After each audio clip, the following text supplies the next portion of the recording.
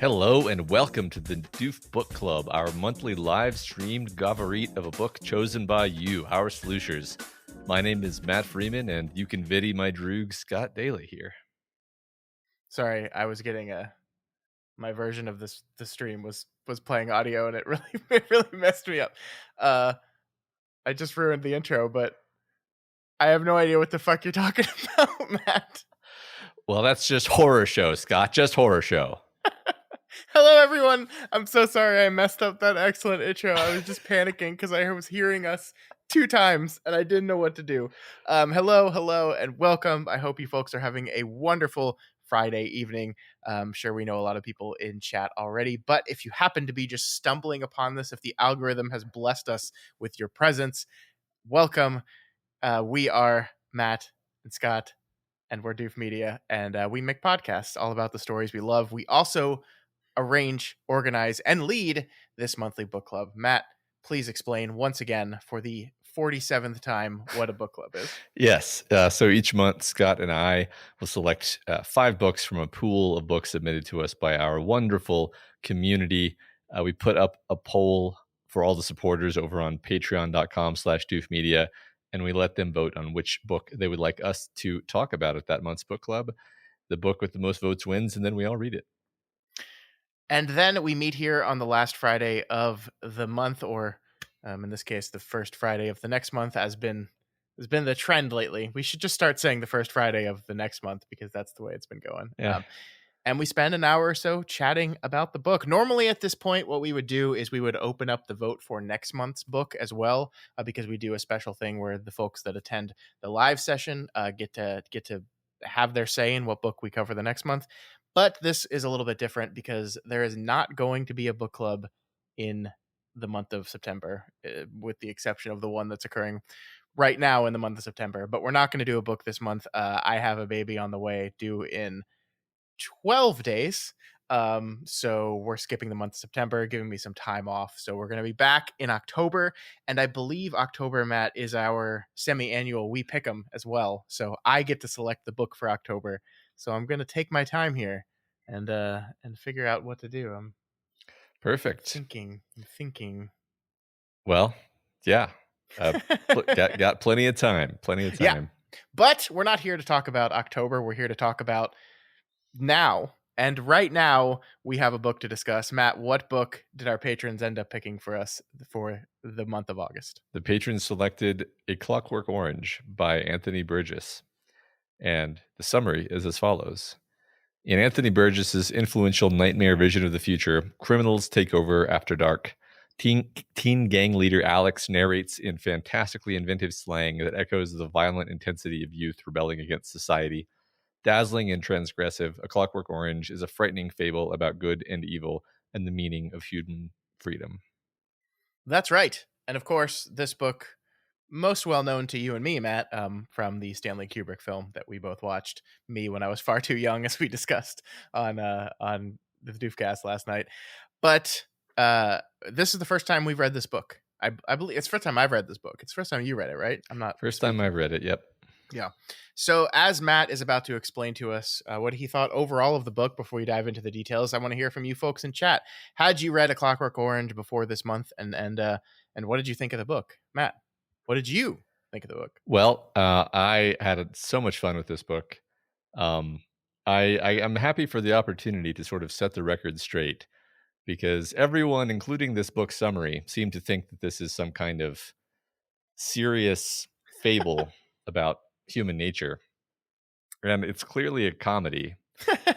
And I will talk about what I mean by that, and I'm almost surprised. Like I'll be surprised if people don't understand what I mean, honestly. But yeah, it was very enjoyable. Like being in this protagonist's head was a very fascinating ride.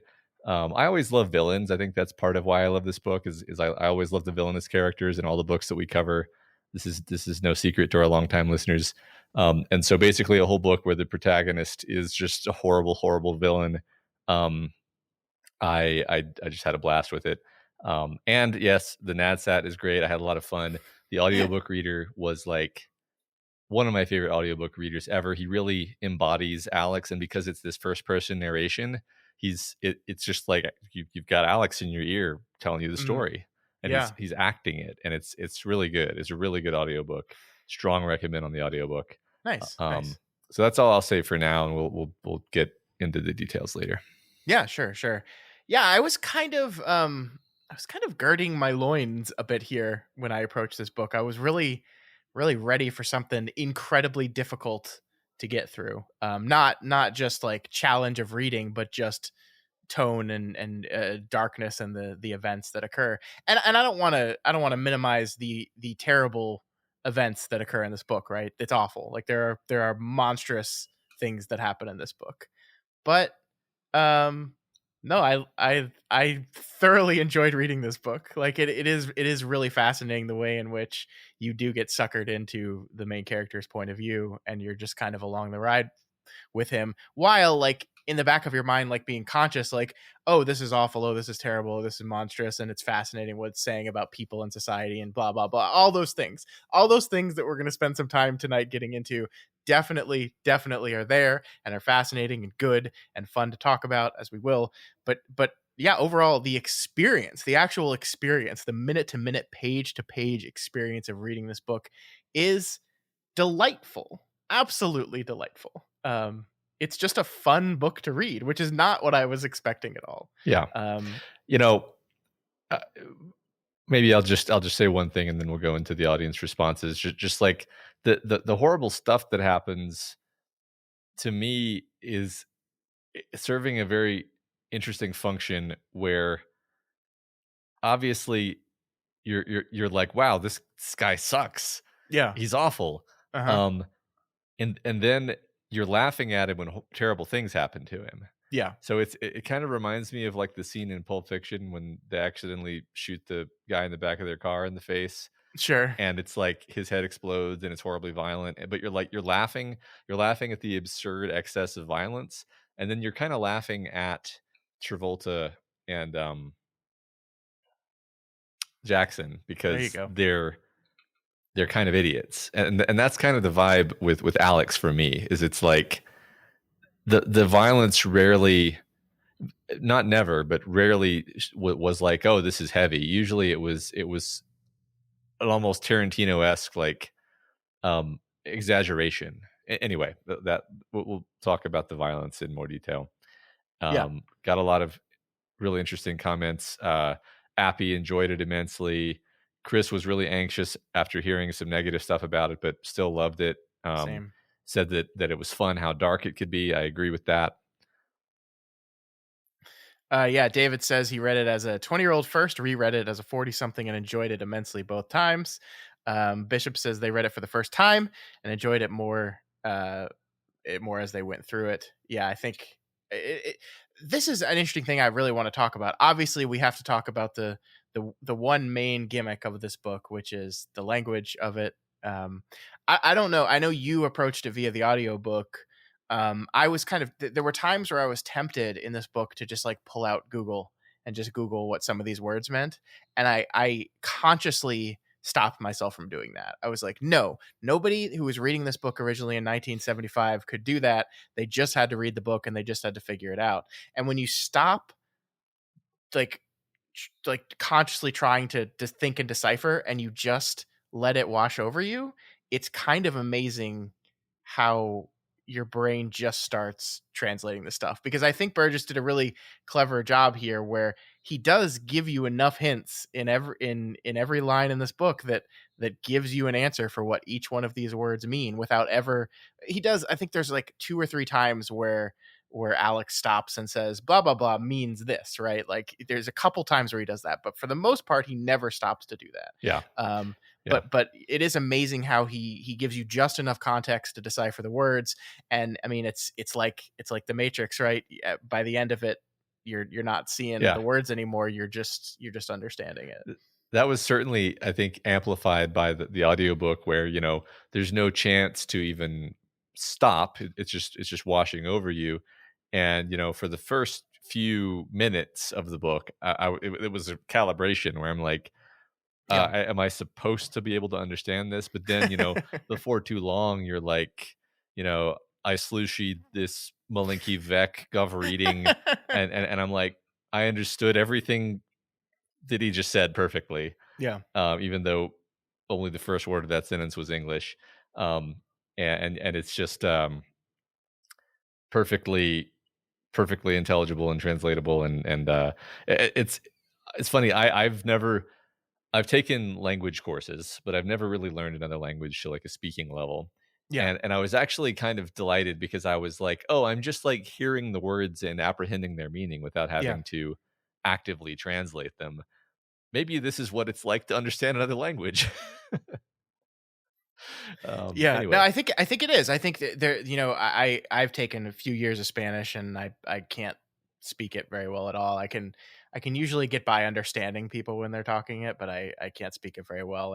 And there is a transition that you go from hearing a word, consciously translating the word to its English meaning, and then moving from just hearing the word and knowing what it means and not having that intermediate step. And that definitely happens in this book with words like I think Bishop's pointing out, or no, it's Chris that's pointing out horror show, which is such a fun word that means good. uh, and yet you hear the word, and it in your initial reaction to that is the exact opposite of that. And so there was definitely a time where I remember like seeing horror show, mentally flagging that, and mentally in my head saying, no, this means good. This is a good thing when he says this word. And then, but yeah, by the end of it, you're just not having to do that step anymore. yeah, yeah. So I really did enjoy that. I found it Yeah. very delightful. It's I guess I find it somewhat interesting that no one that I know of has really ever tried this again. Like, we've read a bunch of books, and Uh-huh. we've read books where people have, made up words, because we've read fantasy and sci-fi books where they're made up words, but they're usually nouns. They're usually not Yeah. every word in a sentence. Yeah. And I guess it's just interesting that he got away with this and nobody else ever tried it again. The only thing I can think of off the top of my head is the book Cloud Atlas, Mm, in which there's you know the structure of that story because you've seen the movie, and there's the far in the future section. They speak kind of a messy, mixed up language of a lot of slang, and that's the only comparison I can make. I think I like David Mitchell a lot. I liked Cloud Atlas a lot. I think I don't think it's controversial to say that Anthony Burgess does it better than Cloud Atlas. But yeah, no, it's a really interesting thing. It's the thing, I think this is a really great book, and I think it's going to be fun to talk about. There is one question I have, kind of for everyone, is do you think this book would have been as impactful and long lasting and well regarded if it didn't have this different language conceit to it? If it just told the same story but told it straight up without the slang in it. What do you think, Matt? Um, I think there's a chance not, because part of what the language does is it creates this alternate reality atmosphere, distance between you and the things that are happening. Like, I actually think it serves the book's interests that when you're reading like a violent rape scene, you're actually at the same time kind of trying to puzzle out what exactly he's saying still, Hmm. and it puts your brain in a slightly different stance. And I think that permits him to go certain places where it's not that he couldn't go there, but it would feel different if he went there, just baldly saying what's happening. Hmm. I think that's why the movie is a totally different beast than the book, to me anyway. Like, because when you're showing it and you're seeing these horrible things happen, like, Hmm. there's no black humor, there's no flavor of humor whatsoever. It's just like, oh my god, oh my Jesus, Yeah. they're just attacking these people and it's horrible. Whereas when it's, you know the delightful red bread cravi, that's like it's like a goofy word. You can kind of smile at it, and you're not necessarily visualizing what Stanley Kubrick put to film. So I do think the language is actually important to the functioning of the novel. What do you think about that? Yeah, I agree with you. I agree completely. I think it reminded me of the conversation we had this week about Barry Lyndon and talking about Kubrick's choice to film the movie in a certain way, to use natural lighting wherever possible, and to create these very specific still framed images. That wasn't just like a fun conceit that he woke up one day and said, "Oh, I just want to try this because I think it's going to be a challenge." It's integral to what the movie is doing, and I think the same as with the language here. This wasn't just a, oh, this is a fun writer challenge I'm going to have, to see if I can write this book in this half slang. It is absolutely integral to what this book is doing. It is, I mean, a lot of the book is kind of shining a light on the youths, um, and the disconnect with the language of the youths is actually a huge part of this, for sure. And so I think it's a brilliant idea. I agree with you. It's kind of shocking it hasn't been copied more because it's such a brilliant idea. And also, I can't help but, this is the elder millennial in me coming out. I can't help but listen to some of this slang and then look at the way you see some of Gen Z folks talk and be like, this is the same shit, man. This is like, they say shit and you're just like, what the fuck does that, Uh-huh. what does that mean? Yeah. And it's like, so I think, who was it here that said, Chris mentioned the timelessness of it. Yeah. This is absolutely true. The slang is different, but like, there is one truism: as you age, the generation younger than you is going to be using words and phrases that don't make any fucking Yeah. sense to And you. and it's gonna be the stupidest thing you ever heard too. Like as a rule, right? Like Yeah. like it's Uh-huh. it's like the next generation intentionally selects everything to be the worst thing ever, to your ears specifically. Yeah. And their fashion, that's another bit that I loved, is Yeah. it doesn't happen very often, and it kind of reminds me of American Psycho, but like he'll describe what people are wearing, and he always is like, yes, we were wearing our, I forget what it is, like, top hats and suspenders with, hip waders on Yeah. in the height of fashion. And every time it's he was dressed in the height of fashion, and then describes the stupidest outfit you've ever heard. Yeah. Yeah. And that's how it is. It's ridiculous, right? Nobody has ever really dressed this way, but like that's the way we always feel about the youths. They're always Uh-huh. dressed Yeah. in the height of fashion. Have you heard? Let me have you have kids, and you have kids that are starting to get to the age where they might start picking up some of the slang. Have you heard about Riz? I mean, I'm on Twitter, so I've heard about Riz on Twitter. I've never heard Okay. about Riz from one of my kids. It just means charisma. Did Yeah. you know that? That's all it means. It just means charisma. Yeah, I figured out that it means charisma, and then somebody postulated that there should be a whole typology where instead of intelligence we have tell, and instead of Hmm. strength we have angth, and etc. On Um, God, on God, no yeah, cap. on God, no cap. Yeah, like and the Gen Z, their haircuts are the stupidest haircuts anybody's ever had. You should just go on, and yeah, no, it's an intentional rejection of what came before, right? That's Uh-huh. always what Yep. the Yep. Yep. it's always Yep. what the Yeah. youths are doing. Yeah. Which absolutely does make this timeless. Like, I Yes. think I think people could be reading this book in 100 years and they'd be like, yeah, that this is spot on with the generation that I'm dealing with right now. And this change and shift. And it is interesting. This is, as we kind of start to move into what this book is actually doing. It is really interesting that, like, we feel this separation from the next generation. It's funny you said the next generation, and my brain immediately meant, why is he talking about Star Trek? And then I was like, oh no, wait, no, the next, yeah, I got it. We feel this disconnect from the next generation, and we feel this fear of the next generation, right? There's this idea that, like, oh, these people are not like we used to be, and we didn't behave this way when we were their age. But the interesting thing about this book is this generation is actually incredibly violent and awful, right? Like legitimately just awful. And I don't know, what was your, what is this book about, Matt? What was your read on kind of what this book is saying? Well, I guess it's hard to talk about that without talking about the last chapter, Sure. which Yeah, let's do that. Let's get into that, because yeah. that's a huge deal.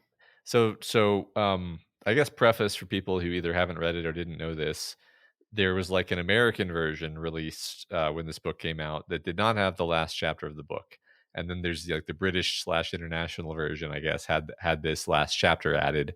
The film basically ends without that last chapter. It ends Hmm. with, "Oh, I was cured, all right," Kubrick staring into the camera, end of the movie. And the last chapter, which was in the copies that both you and I had in the Yep. audiobook, of course, really, really changes the feeling of the book and inevitably changes what your takeaway is going to be. Because in it, Alex, it's a few months later.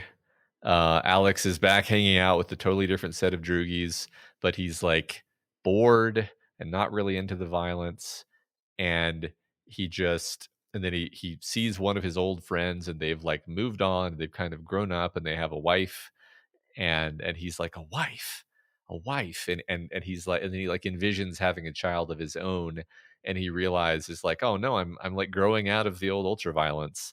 And but he's kind of into it. And the implication is like, kids are kids. They're gonna be crazy. They're gonna be wild. They're gonna be beyond the pale in every way that offends you, dear reader. And then they're gonna grow out of it. And so I think this super exaggeration of all the horrors of the stuff Alex gets up to is it's meant to take the actual way that we feel about the youths and exaggerate it, obviously, and Yeah. then be like, they're gonna grow out of it though. Like and every adult in the movie, in the book rather, is obviously wrong about what's happening, because what's happening is just the youths are being the youths, Yeah. and they all have like a different, very specific, diagnosis of the cause of these social ills.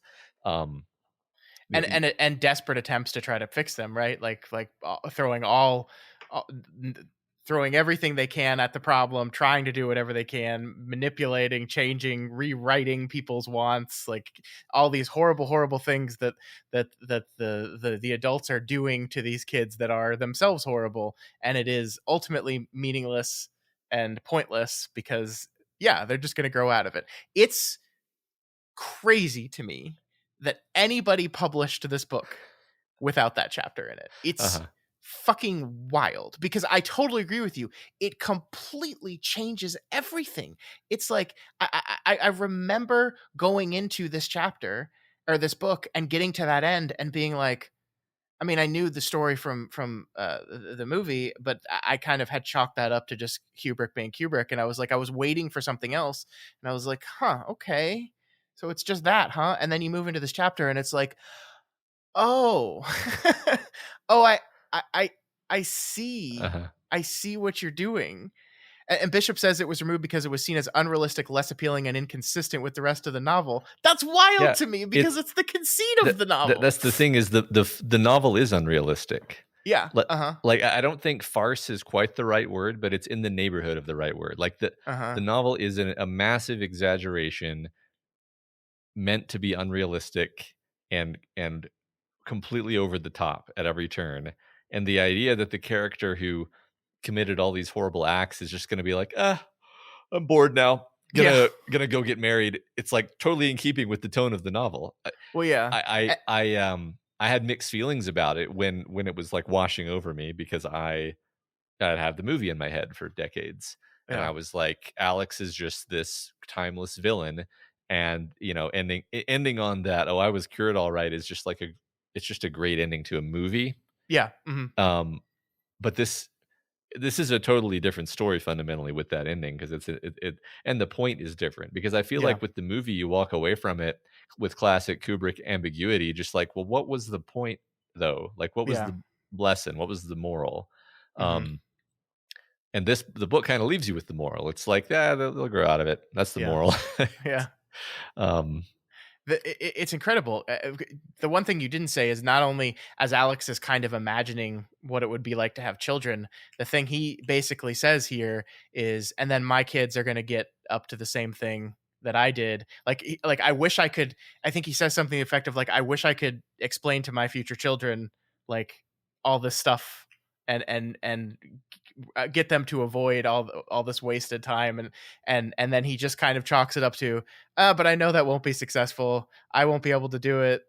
He won't be able to his kids, and it's just this like this admission of we actually have no control over being young. yeah, You can't force being young out of a person. yeah, And I agree with you. Like it is a really interesting conceptual idea to take the fear that we have of the younger generation and literalize that and make it extreme via these horrific acts of violence that he did. Yeah. And I don't want to like the thing is I don't want to minimize. I don't want to say like we're minimizing murder and rape and all these terrible things, but we're not. But it's just like the book is doing this very specific thing where it's a fantasy world, right? It's an invented extreme version of a world Yeah. in which we're making these things maximally scary and disturbing in order to really land this point. I don't think the Tarantino reference is off base because I think Tarantino was influenced by Kubrick. You know, Sure. I think the idea of I don't think we're being dismissive or whatever in saying that like the violence is intentionally over the top to the point of being ridiculous, Yeah. and it's supposed to be funny how ridiculous it is. Hmm. And like Alex's whole tone is this he's such an idiot so much of the time. Yep. Like when he sneaks into the woman's house, or when he rather tricks his way into the woman's house with all the cats, and then like trips and falls, and I forget what happens. It's utter slapstick. He There's lands on cats. He trips and falls and lands on top of cats, yeah, and they it, scream and yell and attack him. And yeah, it's comedy. it's slapstick comedy, and then it's like, oh, the woman died. It's like that's like a punchline. That's just a Yeah. dark comedy Hmm. punchline in keeping with all the rest of the violence, where you're just like laughing at how evil this guy is and then laughing at all of the suffering he goes through because he sucks and he deserves it. Like Yeah. that was a remarkably unique thing about the book actually, is that simultaneously it's this very close first person narration, and also I was just like laughing at the character when bad things would happen to him because I was Yeah. like, this guy sucks. Yeah. He's incredibly entertaining. I'm really enjoying his narrative, Hmm. but he sucks, and it's funny when bad things happen to him.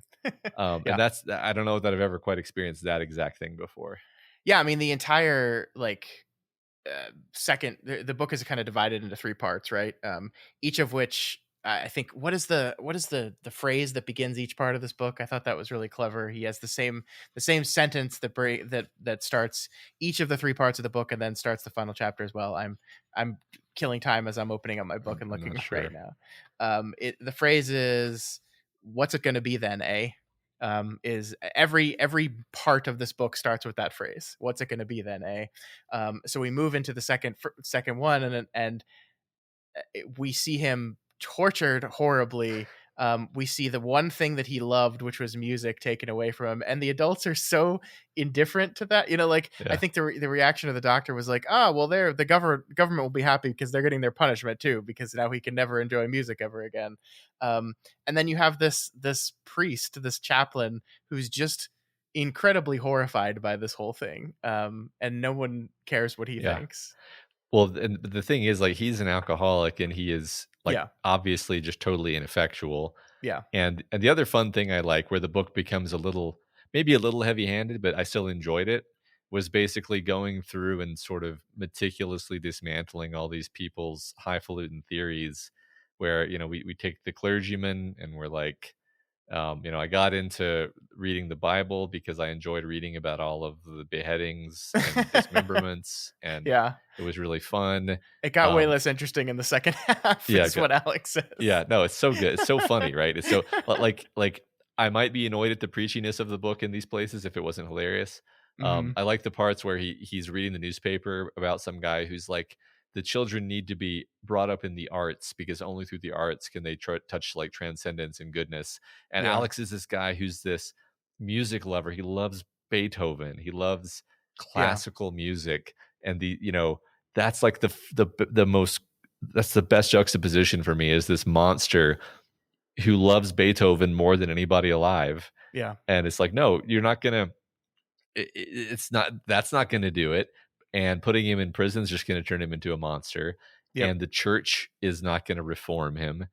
And the Levitico technique is, I mean, it'll stop him from doing any crimes, but he's still a monster on the inside, which I guess maybe society doesn't care.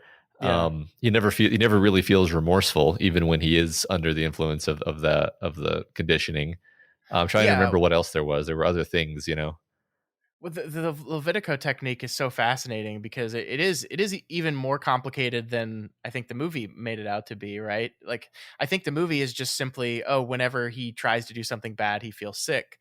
And I think that the reality of that is actually more complicated because I like what the book did with the idea that not only does he feel sick when he even thinks about doing something bad, but he is compelled to do something good to make that feeling go away, which is really fascinating. And I mean, the book outright asks the question, like, if you remove free will from a person, are they actually good anymore? Right? If they're not making choices, if they're not making their own choices, have you done anything? Have you made a good person? It's like, no, you've made a person that will fall in line with whatever you've conditioned the moral uh correctness to be. But there's also like I don't know, like it's really fascinating. He's like getting beat up by old men and he can't defend himself, right? Like this, sometimes you have to be able to do violent things sometimes, right? Like sometimes that's necessary, and that this technique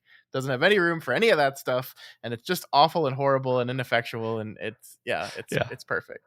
It was very funny when he got beaten up by the old men too. Speaking Yeah. of the book being hilarious. Oh yeah, Um, Bishop. This is great. Bishop says that after they condition him, they say that prison just taught him to be two-faced and pretend to be reformed. But yeah, he was already doing that before he even went to prison. That had nothing to do with prison. He was doing that with his parents. He was doing that at home. Yeah, he was yeah. always doing that. All of their theories are wrong basically. Yeah, Yeah, and that's why I wouldn't say he's like literally totally unique in literature, but he is fairly unique for just being yeah, a through and through monster with no redeeming qualities. yeah. And yet also you kind of like him.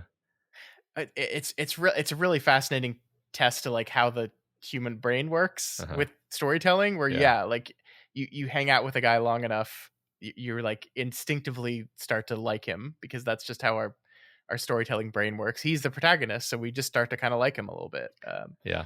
Yeah. Like I said, you like him, but you also laugh at him when bad stuff happens. Oh yeah. Oh yeah. I Yeah. mean, not that this is, the newest thing to say about this book, but just to riff on what you're saying, that the Clockwork Orange title is, um, the sort of the first most obvious thing that people say is that it's this idea of orang is man in the Malaysian language, and the book is full of these sort of cross linguistic references. So a clockwork Yeah. orang would be like a clockwork man, which is like a living thing that looks like it should be alive and full of vibrancy, but it's actually been replaced.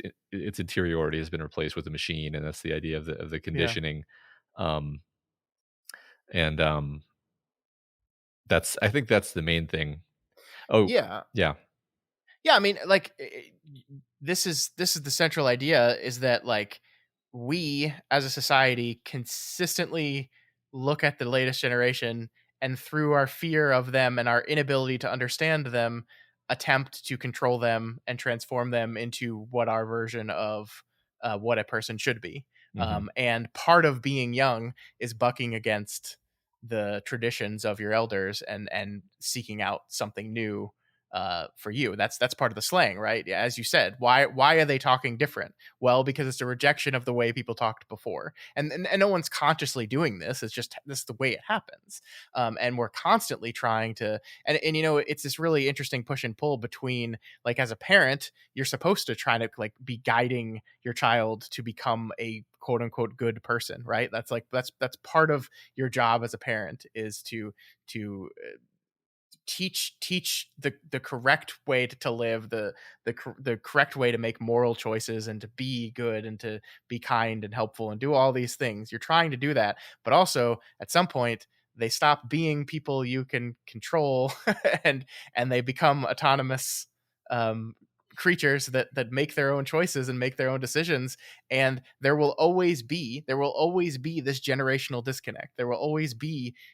for every generation, for all time, we'll be looking at the new generation going, I don't get these people. I don't understand them and why they like to do these things and why they don't like to do the things that I like to do. Their music's weird. Their slang's weird. They dress weird. It makes me uncomfortable. And that's just life. Yeah. Yeah, yeah, that's, the other I forgot the other, example of sort of the authority figures being, you know, totally certain of themselves, but also totally wrong and also hypocrites was, Yeah. F. Alexander, the author of A Clockwork Orange, within the frame of the story, Yeah. where he has strongly held political beliefs about the sanctity of free will and the necessity of having moral responsibility fall unto the individual. And then when he realizes that, oh, this is the guy who did crime against me personally, Mhm. we lock him in the attic and we torture him until he jumps out the window. Yeah. Um, and I love that because you almost think, oh, here's a guy with principles. Finally, here's a guy with principles, and it's like, no, Well, even, all his friends, like, were gonna use him anyway. Like, they didn't care yeah, about him. They didn't care about his condition or him as a person. They saw him as another thing they could use to get the way they want, and that's, like, all sides, everything. Yeah, it's all bullshit. Yeah. hmm I love that too. That's a great point. yeah. One thing that jumped out to me about the book is just Alex's age. He's like 15, Yeah. which I guess makes perfect sense. I think the only thing about it that surprised me is that obviously Malcolm McDowell is definitely not 15. Um, that's his name, right? The actor in A Yes. Clockwork Orange. Yes, yes. So 15 just seems very young, but it's like, well, that's the whole point is we're talking about, the youths, high school aged youths who are, very kind of, unformed even at the neurological level, to say nothing of the social level. And they're practically animals. Um, Yeah, I was shocked at his age. And I don't remember. Maybe I just missed it. Where earlier in the book they told what his age was, but there's a one where it's like it feels like an intentional design by Anthony Burgess, where it's like, and me, just a young lad of 15, was like the punctuation point on a chapter, and I was like, what, yeah. 15? And this is another thing I think we do as we grow older is like, we infantilize older and older people, right? Because Mhm. the farther away from 15 you are, the younger 15 looks and feels. Where when you were 15, you felt on the cusp of adulthood. Oh, I'm basically an adult. I'm basically there. I'm about to drive, and then in no time at all, I'll be in college, and then I'll be an adult. Like, but yeah, to me at 37, 15 feels like a baby. Yeah. And that was my reaction when I heard 15. It's like, Yeah. oh my god. Well, exactly, and I mean, it's interesting. It did play an interesting trick on me because I was like, I mean, does his age alleviate his culpability, or can it be considered mitigating in any way? And it's like, well, the book sure goes all out to make him seem like a total monster, Hmm. and then it implies that he's going to grow out of it. So it's like, to me, it posed a very interesting and sort of troublesome question about like how much should we hold people responsible for things that they did when they were younger? Because when Hmm. you're young, when you're 15, you're literally like not your brain is not done growing. Sure. You're dumber. You're more impulsive. Yeah. Your hormones are going crazy. And it's like, oh, Matt, are you excusing the things that Alex did? It's like, no, but like the book is definitely posing age and aging as things that play into these moral questions actually. Yeah, no, fantastic point. I completely agree. It is something that I think you're supposed to struggle with. Is this central idea, because he seems so aware of what he is doing, right? Like, but also like his worldview and his indifference and his monstrosity seems to be brought on by not, I don't want to say conditioning. And as I'm talking about this, I see Chris is asking about his parents, which is a great place we should go after this line of thinking. But yeah, I mean, I think there's definitely something like there's a reason why we generally have collectively decided as a society that there are some decisions that someone of 15 years old is not allowed to make, right? Mhm. We have decided you do not have the mental capacity to make that decision. And of course that varies person to person, and everyone's different, but you have to draw a definitive line somewhere, and we've drawn them. Yeah. And so, yeah, I mean, I think it's this. I don't think like culpability is one of those things where like, okay, even if it's not his fault, he still did it, right? Like, we talked a lot about when we were reading The Shining, we talked a lot about alcoholism as a disease, as a disease that people suffer from, and it's like, are you responsible for the fact that you are genetically predisposed to have this disease? No, that's not your fault. It is. Does that make you not responsible for any of the things you do when under the influence of the disease? No, right? And I think there's something similar here to me. Yeah. I agree. I agree with all that. I mean, it made me think more about this question than I have. Yeah. So Chris asks about the parents and what role, what responsibility they have. Chris says they seem a bit neglectful. They seem to play along with the charade.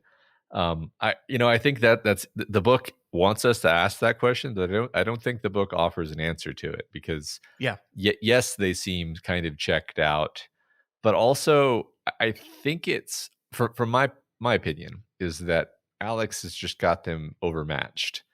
Like he's just got him in check constantly. Mhm. There's no He's got it all figured out. He's smart, he's wily, he's clever.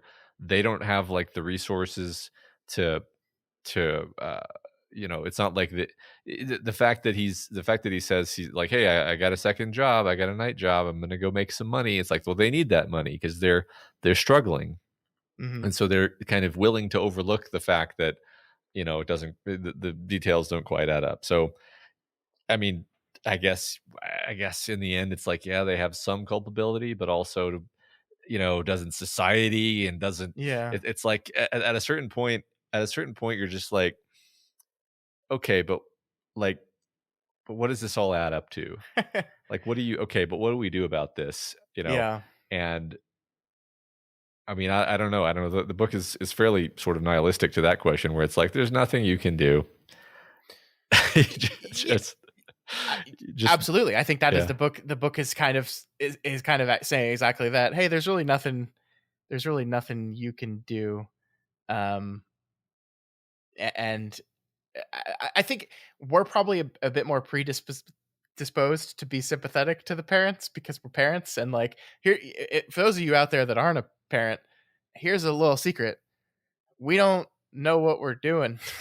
um, we're just kind of feeling our way through it. And yeah, I mean, I don't think I would be equipped as a parent to handle a kid like Alex. I don't know what I yeah, would do. I would like to think I would be a little more attentive. I would like to think I would choose the health of my kid over the fact that he's bringing in money every day, and not really and not choose to look the other way. I certainly would hope I would behave that way, but I don't know. yeah, He's a smart kid. He's a very intelligent kid that knows how to read people and knows how to manipulate people.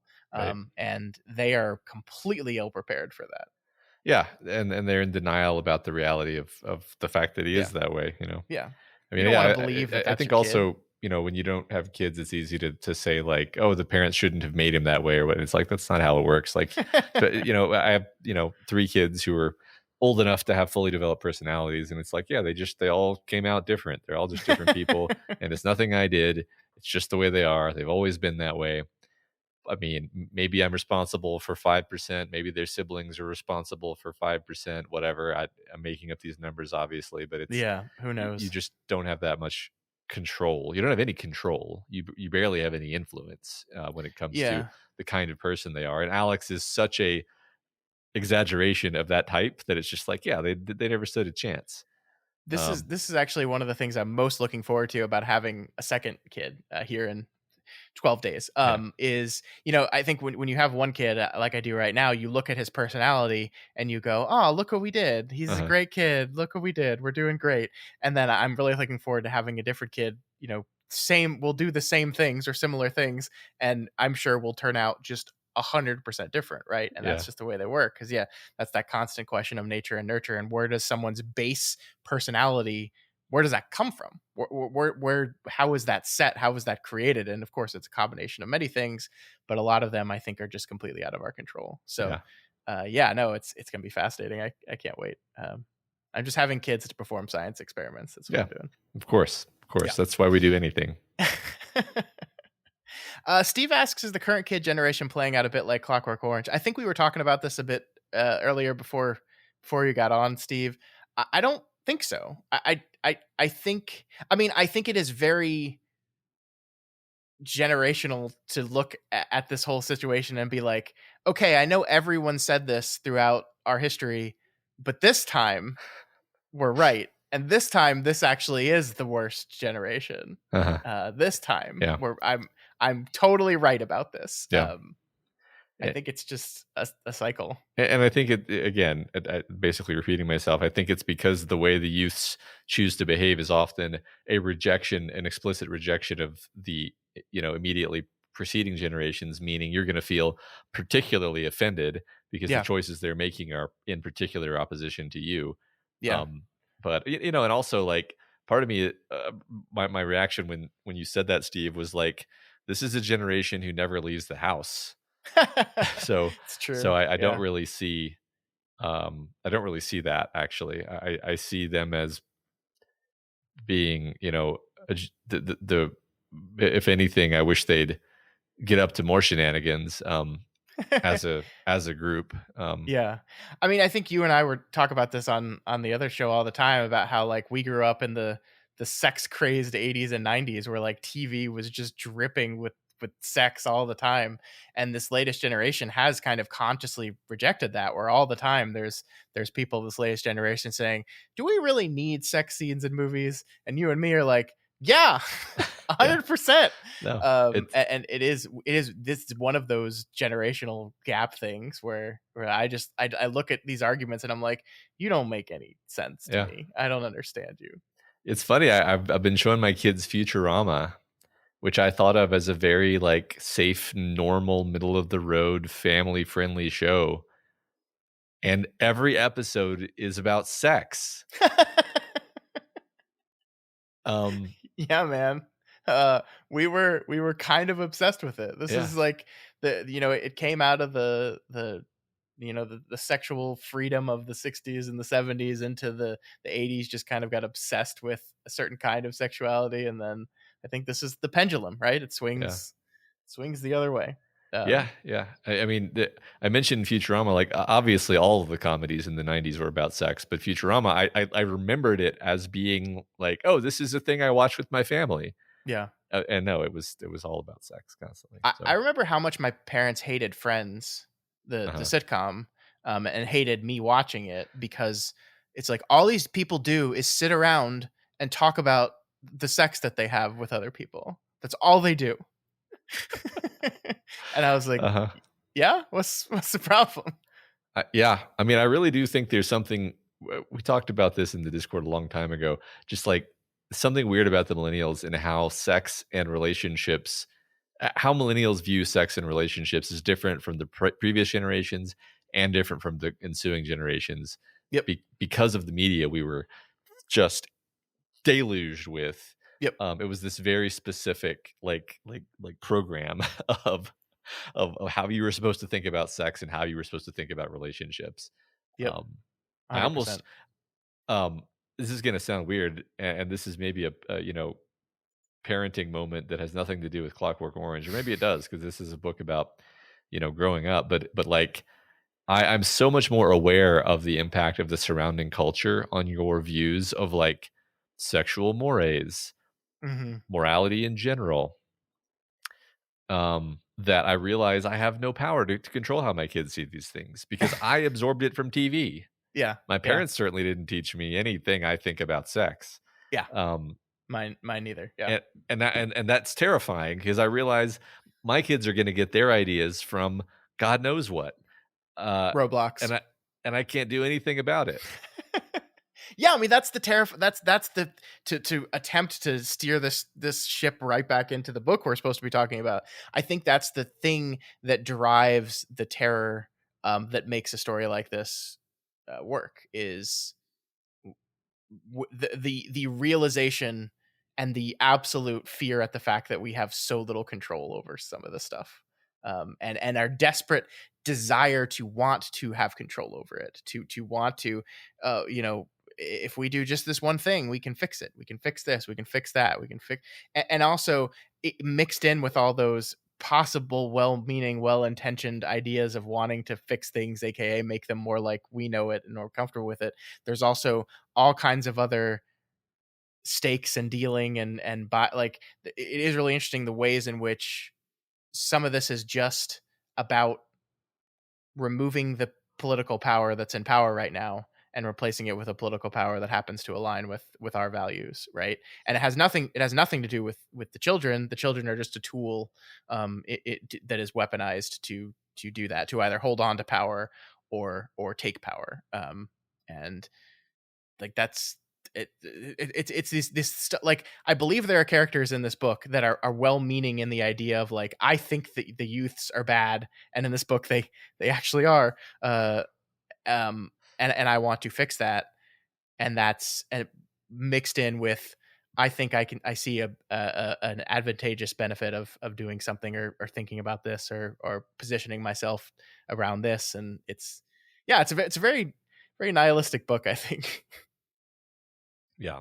But that doesn't mean it's inaccurate. I don't know. Yeah. I guess would you say, Matt, you know, that you agree with the conclusion of this book, that this is just the way it works?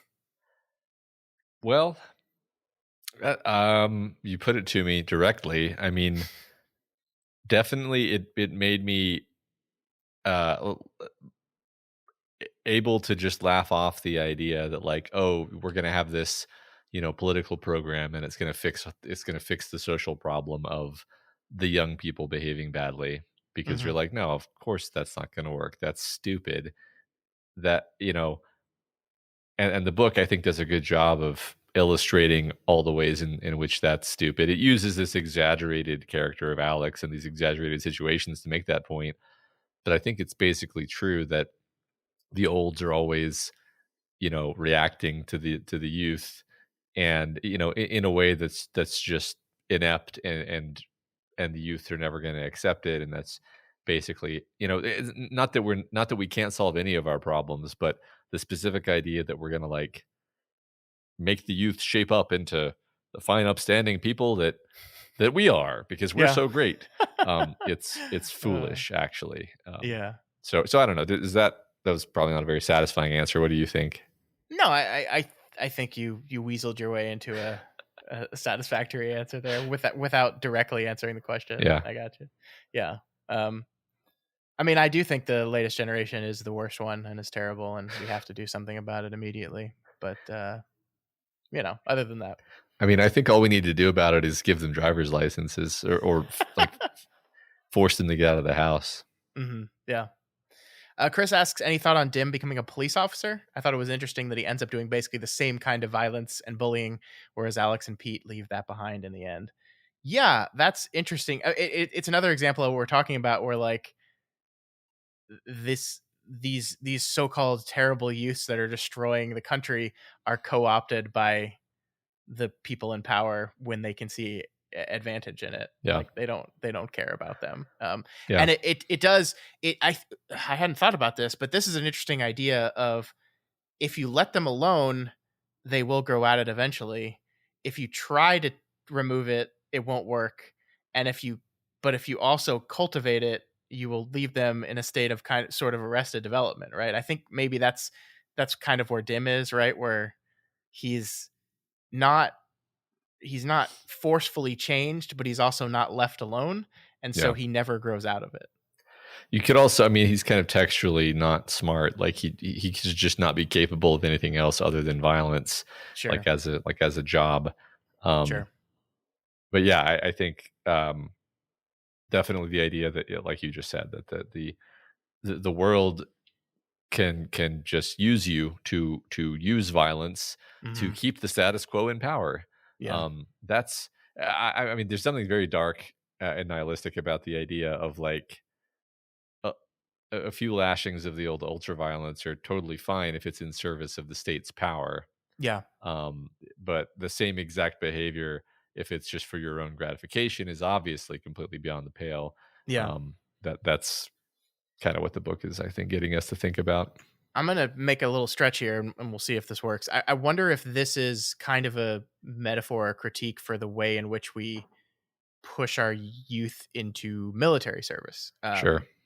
We kind of exploit this young, and specifically in young men, this desire, this pent up energy and desire to do manly strong things, right? And we like, oh, we can use that, we like this to your exact point, this idea of when this kind of aggression and energy serves the state, let's channel that into that. Yeah. But anywhere else, no, no, no, no, no. I think we do this to young men all the time, women too, of course, but Sure. yeah. Definitely agree. I mean, I think we're somewhat. I'm definitely somewhat thinking about the book we just read recently, "The Long Walk," where Yep. it's very Yep. much about the way young men are sort of, you know, digested by society. Hmm. And this book, there's some alternate dimension where in this book, instead of going to prison, Alex is, conscripted into the military, and certain things would be very similar in terms of the evolution of the plot, right? Yeah. Um, No, it, definitely. Yeah. it's it could even go off in a very different direction, but you can see that you can sort of see the broad strokes of what that story would be, because I just agree it fits in very well, Yeah. with the metaphor. There's no Vietnam in this book, right? But I do think it's interesting that one of the ways they condition Alex is through a lot of war imagery, right? Yeah, It's specifically World War II. There's a lot of Nazi and horrible killing of Jewish people in there, but there's also just a lot of war imagery, right? And so like that you can draw a specific line to being forced to view war imagery on a screen in front of you, to being sent off to war and having to experience that stuff. yeah. So I think there's something there. I think you're I, spot on there. I agree. I wanted to comment on the specific imagery they showed, because you're right. It was like the same things. It was Hmm. like Holocaust video Hmm. and World War II like combat video. Was there a third thing in there? Probably, I'm Well, drawing a no, I blank guess I right now. guess there were just sometimes, and there were just other horrible things. Just So no, beating up it random wasn't people. all Yeah. war imagery, but No, but it did seem to focus a lot on Holocaust imagery yeah, yeah, specifically. yeah. I guess it's just I thought that was interesting, because it's like, what are we saying by? I think I wonder if I was being like overly cynical, but I was like, the Holocaust is the sort of big headline worst thing that's ever happened, and so we're going to use that as our material to condition this kid against violence. Even though, like, as I was imagining it, I was like, nothing that Alex is doing is anything like putting people in a gas chamber. It's Yeah. That's a totally different idea.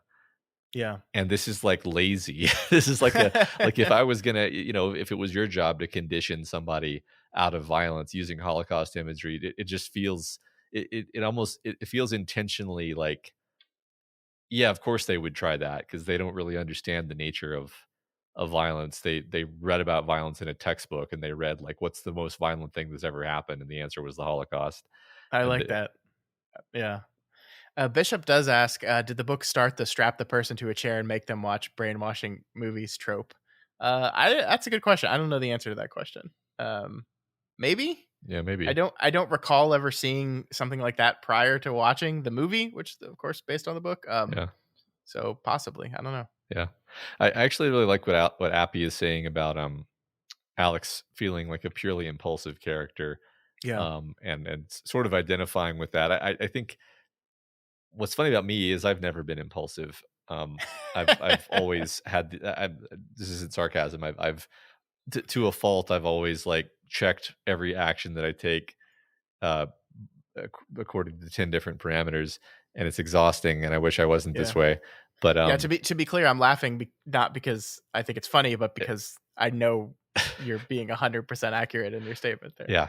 Um, so I can't really identify with it, but like, yeah, totally. That's the one fascinating characteristic of Alex, is he does so many things in the book where you're just like, why did you do that? Yeah. And it is just like, in the moment, it was sounded fun to him, Yeah. and the Yeah. consequences are just horrible. And that happens over and over. And that's just, yeah, Hmm. that's being 15, I guess. If you're like Alex anyway, and not like Yeah. me. Yeah. Yeah. Well, okay. Anything else you wanted to say about Clockwork Orange? Just lovely book. Really. I can't I want to emphasize once again, like, if you've listened to only part of this conversation, if you're picking up here at the end and you haven't read the book and you've kind of stayed away because of this perception of deep darkness and uncomfortableness of the book, I just don't think that's there. Again, there are very, very disturbing things that happen in this book, but the way the book frames them, like, it's not really meant to disturb you in that way, I think. Yeah, exactly. I just gonna mention Pulp Fiction for the third time. It's meant to be Yeah. like gratuitous for the sake of being like fun. Hmm.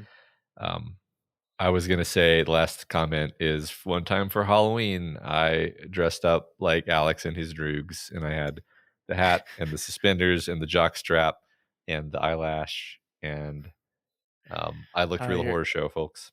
exactly the part of the problem that DJ was talking I about know. here. That in the '90s, the D- pop culture of Clockwork Orange was glorifying the violence. DJ reminded me that I had done that, so thanks, DJ. Well, of course, for the rest of time, we will know that the Droogs from A Clockwork Orange, most famously seen in the hit movie Space Jam, with LeBron James in it. I I wish I was lying. I fucking wish I was lying, but I'm not. Oh my god. That freaking movie. Yeah. You know, I don't know if I have a picture of this because this was in the age before everything was photographed all the time by everyone. Yeah. We So didn't have a camera in our pocket at all times. yeah, So yeah. I still don't take a lot of pictures. Like, I was at a wedding last weekend, and like, I got back, and my father-in-law was like, "You have to show us some pictures sometime." And I was like, hmm, Yeah, got like one, I think. yeah. I'm sure somebody took pictures. Yeah. Yeah, There was definitely a photographer yeah, there. It wasn't me. Um, yeah. yeah. All right. Well, I think that's going to do it then. This was a great conversation. Thank you all for participating. That was a lot of fun. And thank you for the person that said I'm handsome. Don't see that. Don't see that every day. Well Um, deserved. yeah. I think. Thanks, man.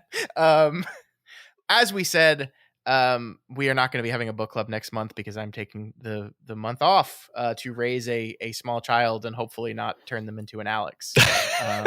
So that's going to be my goal for the next 18 years or so. But I'm going to take 2 weeks off to really prime myself for that goal, and then we'll be back to podcasting. But we will be back in October. I'm going to select the book. I think I have a couple ideas. I have an idea, Matt, of doing a longer book, and then we can announce it like Monday, and then we could have 2 months to read the longer book. I think that might be fun. So I'm gonna chat with Matt offline about that, and we'll possibly make an announcement sometime next week. But once again, no book in September. We'll be back at the very end of October for our next book. Good to hear that, Eddie. Glad you enjoyed it. Oh yeah, that's great to hear. To me, this is what the book club is about. It's about Matt and I getting to finally have an excuse to read books that we really should have read a long time ago, or sometimes read books that we never would have picked up. But we want that to be that for other people too. I think Yeah. a lot of times in our votes on Patreon and on here, people end up just voting for the book they know and they've read before, and they're like, "Oh, I like that book. I want to listen to them talk about it," which is great. I'm not telling you don't do that, but also we do want people to experience new books and get to read them first time with us. Yep, that's right. Yeah. All All right. right. So thank you so much, everyone. All of your nice words. Thank you. Thank you. Thank you. If you happen to be listening to the audio only version of this, please join us in a couple months in October. You can see here we do interact with the chat as much as possible. We like doing it. We like doing this live. So hopefully you can join us live if you haven't gotten the chance to do it in the past. Yeah.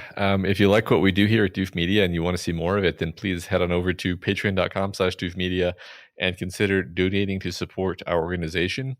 Another cool thing you'll get is the ability to vote for the books that we talk about on this show. I mean, with the exception of next month, obviously, but Yeah. generally speaking, you get a say in which book we cover. Yep. And you can also, and anyone can actually suggest books for us to consider. Correct. That's free. So yeah, go check that out. Yeah, absolutely. And if you have any questions or comments or just want to reach out to us and say, hey, you can always find us over on x.com at Doof Media or email us at doofmedia at gmail.com. I'm sorry. I'm so sorry. That's it for us. We will see you folks in a couple months. Enjoy your fall. We'll see you after Halloween. Bye, everybody.